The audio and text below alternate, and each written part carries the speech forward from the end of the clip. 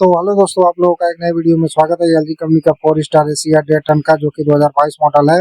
इसमें कूलिंग का प्रॉब्लम है, यानी कूलिंग इसका रनिंग प्रेशर जब चेक किए तो इसमें 50-60 के करीब में दिखा रहा था, जो कि 1 महीना पहले इसमें गैस फिलअप हुआ है।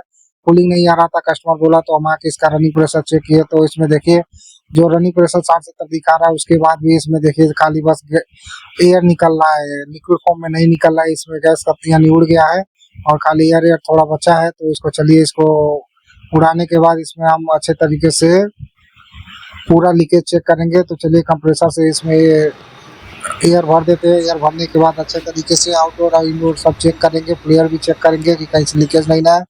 तो देखिए हमें इंडोर यूनिट में लीकेज मिला, माइनर लीकेज है जो कि धीरे धीरे निकल रहा है। तो इसको चलिए हम सही करेंगे। सही करने के बाद नेक्स्ट वीडियो में आपको दिखाएंगे कि कैसे सही किए है और सही हुआ कि नहीं है। इसमें बाद में प्रेशर भी होल्ड करेंगे।